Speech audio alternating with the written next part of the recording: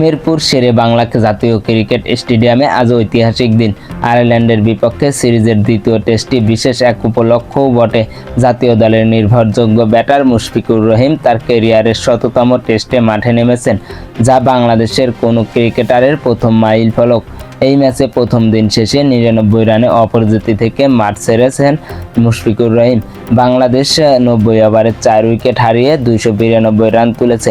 ২ match সিরিজে বাংলাদেশ এখন ১-০ ব্যবধানে এগিয়ে। সিলেটে প্রথম টেস্টে তারা আয়ারল্যান্ডকে ইনিংস ব্যবধানে হারিয়েছে। দ্বিতীয় টেস্টে টাইগারদের লক্ষ্য পরিষ্কার, সিরিজটি ধবল ধোলাই করে শেষ করা। ১০০তম টেস্টকে স্মরণীয় করে রাখতে মিরপুর মুশফিকের জন্য বিশেষ আয়োজন রাখা হয়েছে।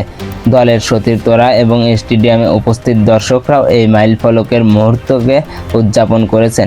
বিসিবি থেকে তাকে স্মারক উপহার তুলে দেওয়া হয়। বুধবার ব্যাটিং করতে নেমে বাংলাদেশ দলের ২ ওপেনার মাহমুদুল হাসান ও সাদমান খেলেছিলেন সাবলীলভাবেই। তবে ৩৫ রান করে ফিরলেন সাদমান। ডানহাতে স্পিনার অ্যান্ডি ম্যাকব্রাইনের বলে এলবিডব্লিউ হয়ে ফিরেছেন সাদমান।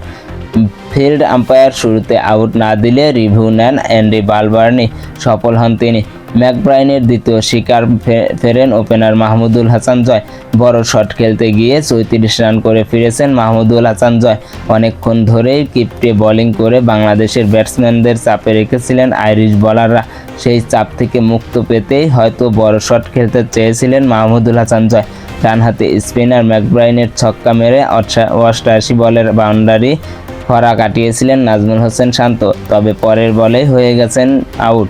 ১০০তম টেস্টে হাফ সেঞ্চুরির দেখা পান মুশফিকুর রহিম। চতুর্থ উইকেটের জুটিতে তিনি মমিনুল হককে সঙ্গে নিয়ে ২১৪ বলে ১০৭ রান করেন। অবশেষে মমিনুল ৬৩ রানে আউট হন। তিনি ১২৮ বলে একটি ৪-এ ম্যাকব্রাইনের চতুর্থ শিকার হন।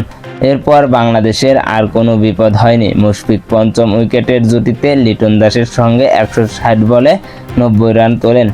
মুশফিক ১৮৭ বলে ৫টি ৪-এ ৯৯ রানে অপরাজিত থাকেন, আর লিটন দাস ৮৬ বলে ২টি ৪-এ ৪৭ রানে অপরাজিত থেকে মাঠ ছাড়েন।